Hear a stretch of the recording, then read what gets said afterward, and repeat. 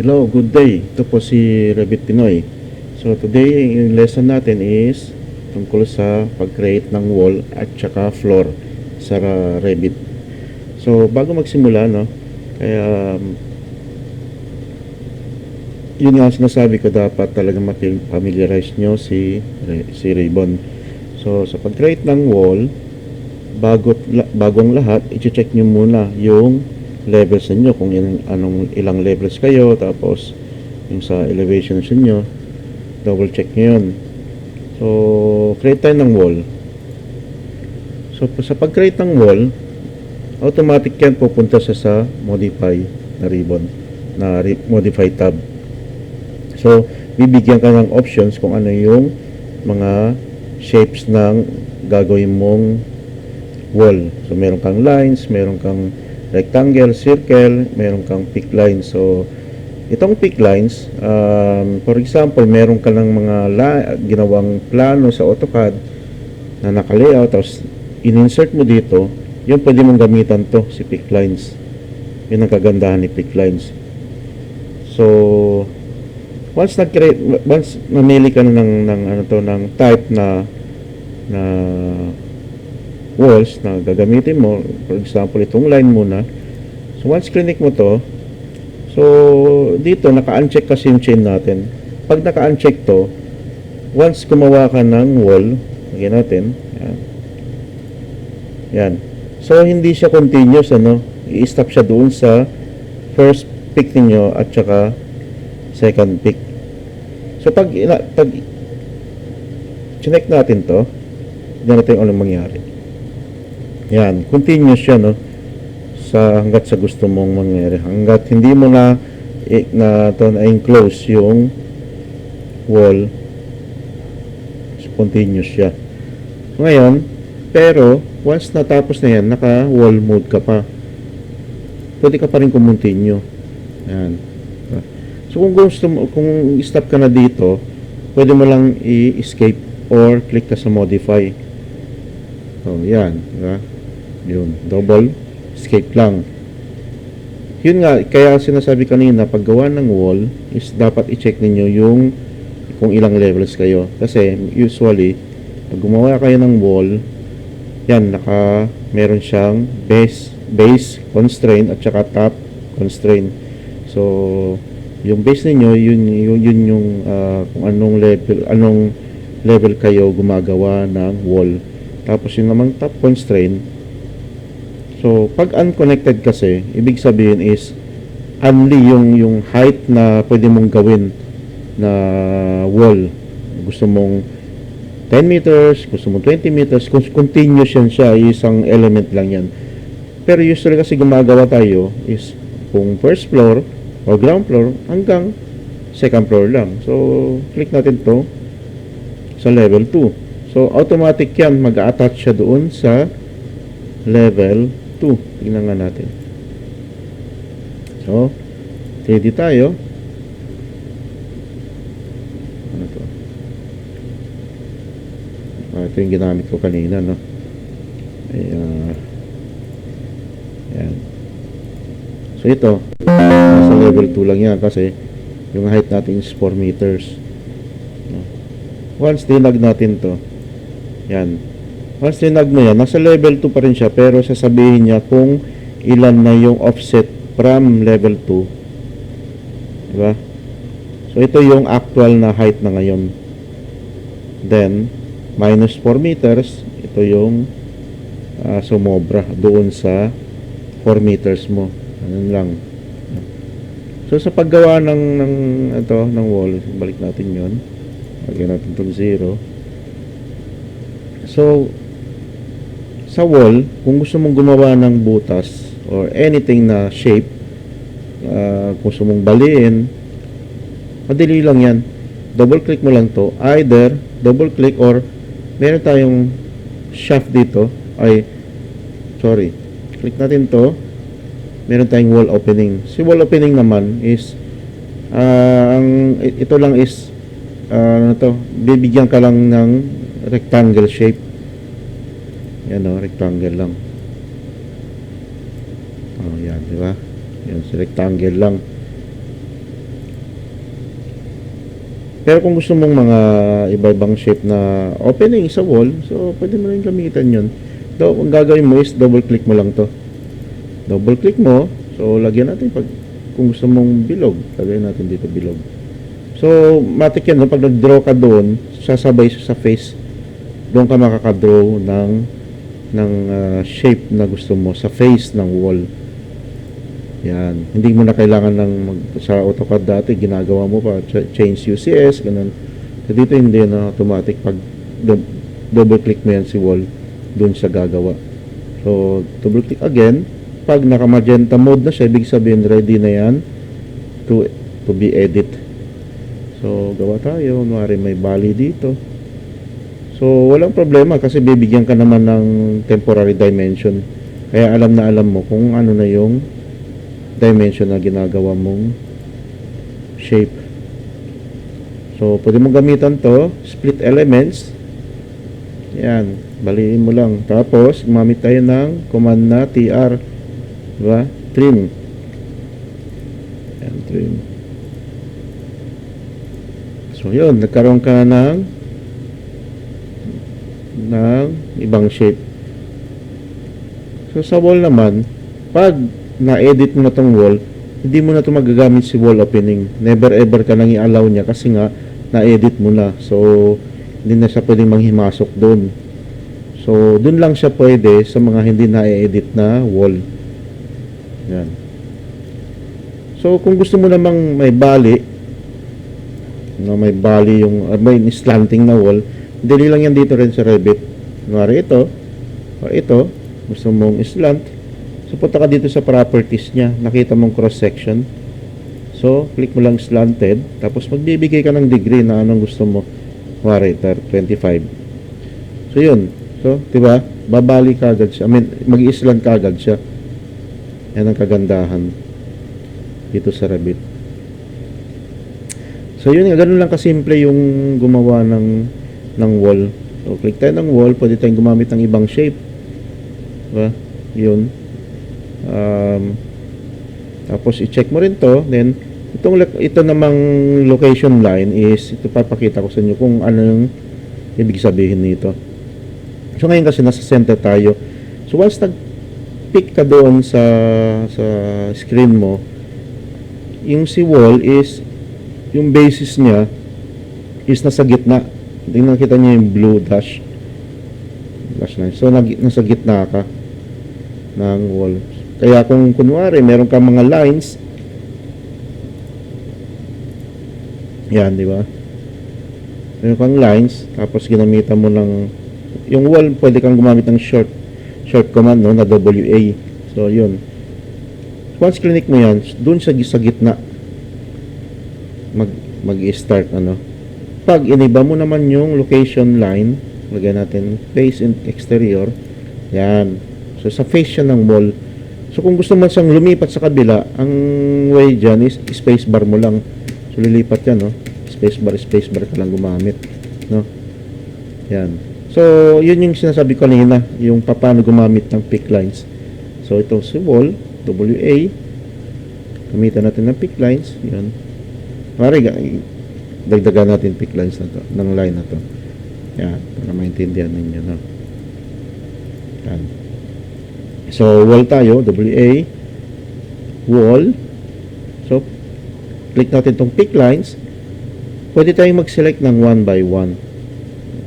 Every na to, lines, pwede natin. Pero kung gusto mong lahat yan, pero, gagana lang to yung tab sa magkarugtong na lines. So, gamitan natin ng tabs. So, yun, no? Continuous kasi siya. So, tab lang, no? Sa magic ni tab. Lahat ng nakadugtong dyan, isi-select niya. Yan. So, meron na tayong wall. So, gusto mo rin ibang shape na wall, pwede kang gumamit nito. Circle, or ito. So, pwede kang gumamit kung ilang sides. Kunwari is 6 lang. So, bibigyan ka na ng 6 sides. Ito naman si offset. WA tayo. Lagyan natin offset is 1,000. Once nag-click ka dito, no, automatic yung naka-offset siya. Yan, no. So, every time na magkiklik kasi mo, ito yung offset. No? So, yun, dudugtong kaagad yan si continuous kasi. Naka-chain kasi ito eh. Yan. Diba? Kumita naman tayo ng wall ulit. Ito, start end. Sa mga arko-arko. Yan. Sa mga arkitekto na mahilig sa mga maarkong plano. Yan. Ito, gamitin to. So, ngayon, ganun lang kasimple si wall. Wala namang special na yun nga, babantayan nyo lang talaga yung levels at saka yung kung ano, saan kayo sa mag-i-start. Yung location line nya, tapos yung pag-i-edit, madali lang naman yun. Ganun lang siya kasimple. So, sa floor naman, delete natin ito lahat. Ito lang. So, sa floor naman, halos same lang sila ni wall kung paano yung ano to, ang options niya. Dito sa floor naman, i-click mo to, meron siyang boundary, yung slope sa kanila natin pag-usapan, tsaka spine direction. So, dito naman, pag si floor, meron ka ng selection na dagdagan si peak walls. Yeah. Si wall kanina is dito lang sa peak lines. So, dahil wala tayong wall, lagay tayo ng wall. Yan. Wall. Tanggal lang. Yan. So, pag gumawa tayo ng floor, automatic yan. Meron din ganong offset na pwede mong pagpilian. So, pag pinik natin itong wall, yun i-click niya. Pero, kung gusto nyong lumabas tong line na to doon, hindi nyo na kailangan i-drag to. Ito lang pindutin nyo. Ayan. Yan meron siyang parang arrow. Yun, pupunta lang yan sa labas. Lumabas na siya lahat, di ba? Kasi isang entity yan sila. Yun. So, ganun lang kasimple si floor. Titignan nyo lang kung saan kayo nagbe-base, kumbaga saan kayo gumawa ng floor. Babantayin nyo rin yan si levels, level 1 or level 2 kayo gumawa. Tapos titignan ninyo yung height ng floor ninyo. Kunwari, meron kayong tulad dito is yung floor ninyo is nakaangat. So maglagay natin nasa 1 meter. So isa-set nyo dito sa height from levels. So gawa tayo dito. So ngayon titignan natin si 3D. Ayun nakaangat siya ng 1 meter. So ganun lang siya kasimple. So doon naman tayo sa level 2 kagawa. Hindi, gawa mo tayo ng wall din dito sa level 2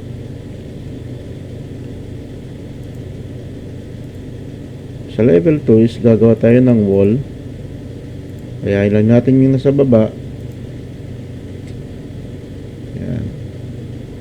So ngayon, itatanong nyo, ba't yan nakikita yung baba? Paano kung ayaw kong makita to? So dito, meron kayong underlay. So pwede nyo itong i-off. Kung ayaw nyo makita is hindi. Ito pala. None. So, wala na kayong makikita, Pero, since na gusto natin gayahin lang ang shape nung sa baba, gamitin muna natin to. So, yun lang ang options pag ayaw nyo makita yung mga plano sa ground floor na ginagawa ninyo. Gamitin natin ng rectangle.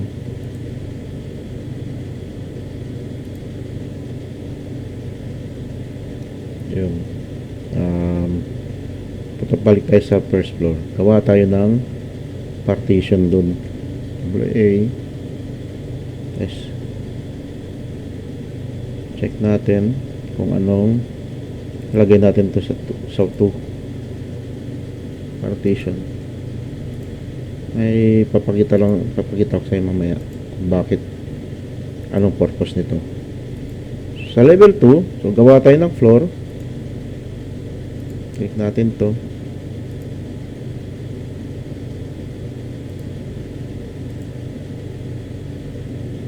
Level 2 ba yun? Hindi. Mali. Lagyan natin ito 0. So ngayon, pag sa 0 kayo gumawa, no, tatanong kayo ni Revit na would you like walls to go up to this floor? Level to attach to its bottom. So lagyan natin attach. Papakita natin kung bakit. Kung ano yun. So, dito tayo sa section. Yung section ano, yan. Makikita nyo itong dash na to. Ito yung parang boundary hanggang saan yung makikita ng section. Kung nilagay nyo dito, so hindi na yung makikita yung wall beyond that.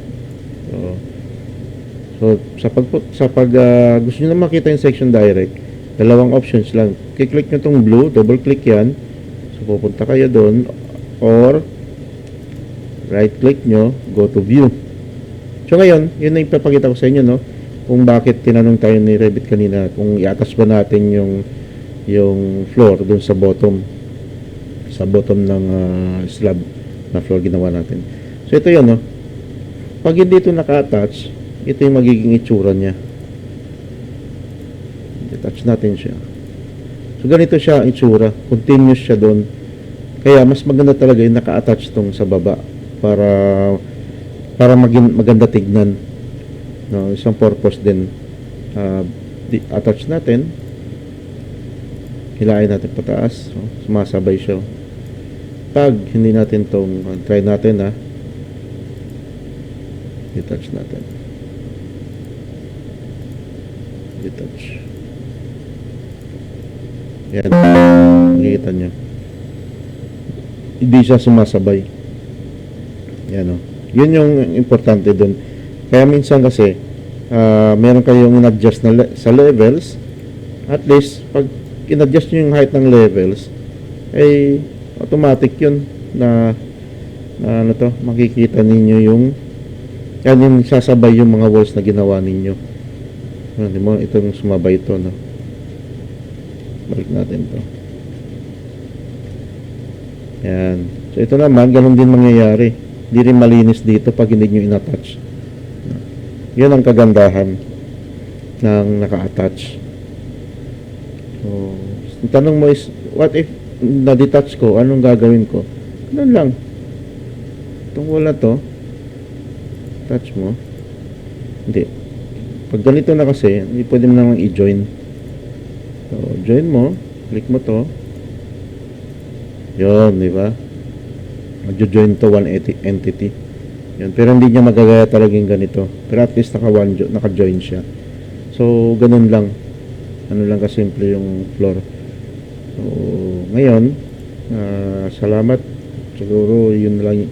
Ganun lang kasimple yung floor. Kung gusto nyo lang gumawa pala ng ibang shapes, sorry, hindi ko nakalimutan ko. Gusto nyo gumawa ng shapes, yun, gumamit kayo ng lines, mga floor. Tapos kung gusto nyo magkaroon ng butas, yun, kumari ito, or yan, butas. Ay, itong rectangle. Yan. Yan. So, tignan natin. Ano? Yan, butas, oh. Pwede tayo. Yun. So, ganun lang mag-edit. Pag gusto nyo pang ibahin yung shape, double-click nyo lang sa floor. So, pwede nyo edit yung butas. So, paggawa naman ng floor pala, pag gumamit kayo ng lines ng floor, ito. Gumawa kayo ng ibang shapes, siguraduhin ninyong laging naka-enclose yan. Kasi kung hindi yan naka-enclose, magkakaroon kayo ng error. No? Makita nyo, line must be enclosed loops. Pero kung gusto nyo pa rin ituloy, huwag nyong i-quit sketching. Kasi mag-i-start kayo from zero ulit. So, continue nyo lang. Kasi kung quit sketching, katanungin ka, quitting cannot be undone. So, mawawala yung ginagawa mo. So, gagawin mo lang is, continuous mo lang to. Pero, kung meron kang lines dito sa labas, kunwari lang, no? Hindi pa rin siya mag-continue. So, usually kasi, may nangyaring ganito, pag gumawa ka, tapos hindi mo mako-close, hindi mo rin ito makikita kasi kung malaki yung project, tapos natakpan siya ng AutoCAD lines sa pagkagulo, hindi mo ito makikita. Pero gusto mo yung makita, pwede mo siyang i-show. Yun, di ba? Pag clinic mo yung show, papapuntahin ka ni Revit doon sa kung ano yung nag-error, nagko-cause ng error. So, yun. So, pag nakita mo na, click mo na lang. Yan, di ba? So, ganun talaga, dapat talaga naka-enclose lahat yung pag gumawa ka ng floor. No? Tapos sa floor naman, pagpalagay natin, ito. Meron kasi itong si floor, slope, at meron namang pwede kang gumawa ng sarili mong slope. Baga gumawa ka ng floor. Ito. Pwede mo lagyan niya ng slope. Ayan, no? Yan, no? Tapos, click mo lang ito ulit. Yan, lagyan mo ng slope. Lagyan natin na 1% lang. Tingnan natin nga. Kung naka-slope yun. Nasaan na yun? Yan, no? Hindi masyado kita. Pero kung titignan nyo, no? Lagyan natin, pataasan natin. Yung slope is 5. Yun, diba? Ganun lang gumawa ng slope. Merong isang way sa paggawa rin is ganito. Gawa tayo ng floor, rectangle.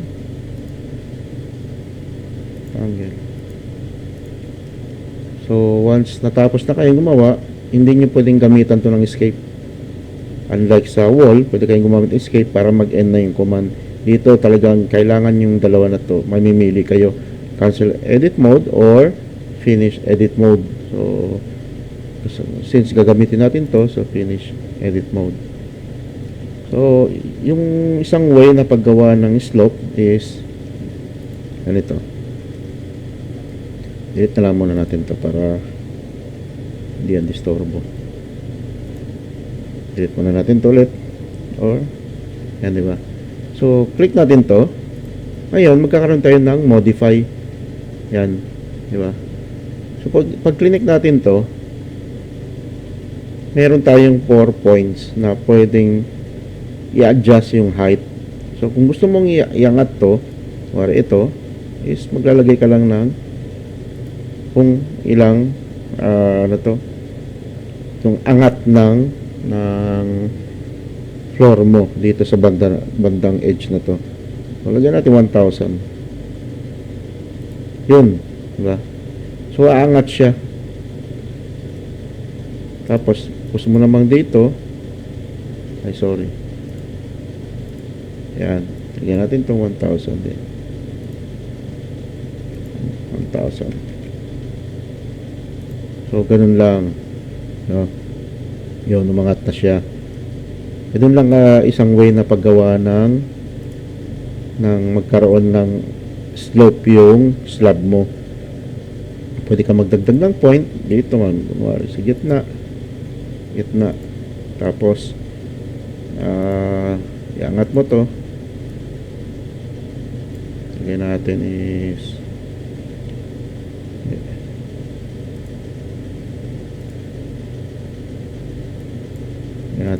ito is 2 meters. Ito naman is 2.